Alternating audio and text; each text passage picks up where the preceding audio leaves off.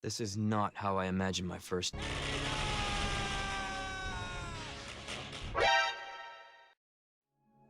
It's prominent that everybody is excited to play Resident Evil 2.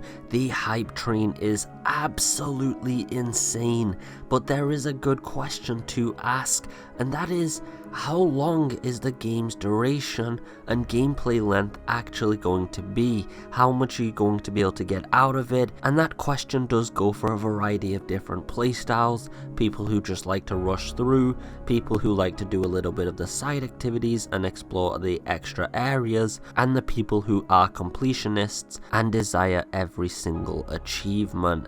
And in this video, I'm going to be analysing some of the previous Resident Evil's playtime, duration and length, and setting up some expectations for Resident Evil 2 so that we can have a good idea of what would be a good amount of time for us to get out of the gameplay. So without any further delay, let's get right into it. So I'm going to start off with showing you this, and it's a picture showing some of the playtimes for Resident Evil 2. Now as you can see here, just rushing through, you can complete the main game in about 5.5 hours for an average player. Now if you're doing the main areas and the extra things, it's going to take 8.5 hours on average, and for a completionist to get everything done, 15 hours is about the average time, and for all styles the average is 7. And so this isn't a very long duration for a game. However, do remember again, this was back in 1998, and due to technical limitations, the lengths of games couldn't exactly be that long. Now let's go through some more modern games, and I'm not going to go through every single Resident Evil as that would be far too many. We'll just focus on 5, 6 and 7 because I think those three have some exceptionally and unique traits to them that really show off what Resident Evil 2 needs to aim for. So starting off with Resident Evil 5, this was a linear game. However, as you can see, the main story is 12 hours. Doing the main story and also some of the side additional content gives you 17 hours of gameplay, and getting a full completionist is 32 hours, which is an incredible amount, with the average hours people put into the variety of things being 15 hours. Now due to the fact the game's linear and only has one single campaign, this is actually quite a good amount of time for the playthrough, and your money's worth is quite excellent. Now of course, due to the co-op nature, I do think the game has an average playtime that is a little bit faster than if people didn't have the co-op feature, but it is what it is. Now let's go look at Resident Evil 6. Now Resident Evil 6 with the main story takes 21.5 hours on average, 28 hours with the main plus extras, and if you want to complete everything, it's 59 hours on average with 25 hours between all styles. Now the reason Resident Evil 6 is a good example and different from Resident Evil 5 is because of the fact that it had so many diverging campaigns, and they all kind of came and concluded into one final confrontation. Now this means that they had an incredible amount of playtime and replay value within the game, and of course I don't think it would be very easy to beat the amount of playtime in Resident Evil 6, but there was a large upgrade from the amount of playtime in Resident Evil 5. Now when you look at Resident Evil 7, you see a very massive drop. 9 hours for the main story, only 2 additional hours for the main plus extras, so the extra content isn't very large, and for a completionist 22 hours with 10 hours on average for all playstyles. It's a huge drop from Resident Evil 5 and 6, it's basically half, if on some things even less than half. That's really abysmal, and this is one of the things that Resident Evil 7 definitely lacked on the most, was playtime. And I think there's quite a plethora of reasons as to why that is, but Resident Evil 2, it definitely needs to go back more into the style of Resident Evil 5 and 6 and have at least 15 to 20 hours worth of playtime. And remember, this does include all campaigns, not just a single one, because that would mean there'd be at least 60 hours of campaign, and that would be crazy.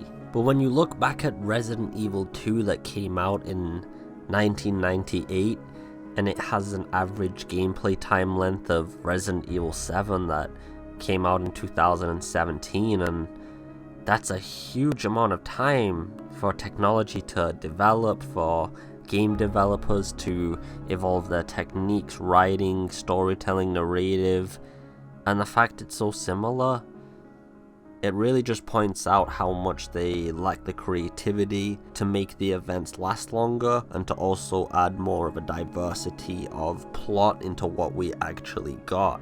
Now, there's some reasons I would actually say as well that the playtime was reduced so much, and some of the reasons would be like, in Resident Evil 5 and 6, the games are played with documents and things that you can inspect. There's all manners of things that you have to read, and then you might have to go back somewhere you came from to solve a puzzle based on a document, or you'll just be reading an 8-page document on some kind of drug or something, and then there's 3 other documents in the location you're in, and then the next room has more documents, and these things added a lot of artificial time to the playthrough, and they did enhance the lore, so it wasn't exactly something that's just a cheap tactic.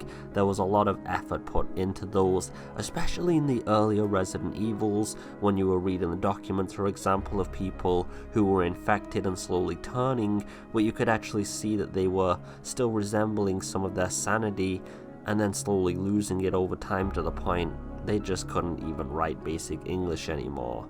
And again, these things really inflated the time that the gameplay length extended through. And Resident Evil 7 just lacked that. You kind of just walk through, shot things, listen to some dialogue, walk through more, shot things, listen to some more dialogue, and it was game over.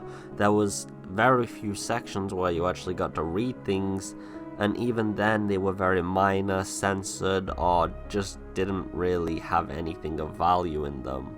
Now, Resident Evil 2's gameplay demo has already shown to have a plethora of documents in the police department, and to be honest, it does look like the police department, if you want to explore and go through everything, might take roughly 45 minutes. Or something like that it seems to be. As the E3 demo, that's what people got, and they didn't actually explore it fully for a lot of people, so it does seem like the gameplay length will be extended, and I really do hope so. And the artificial documents and things adding time to it, that will definitely be in Resident Evil 2, I would expect, because the old Resident Evils were very lore authentic, with adding a lot of paperwork, journals from survivors and other things like that to really enhance your immersion.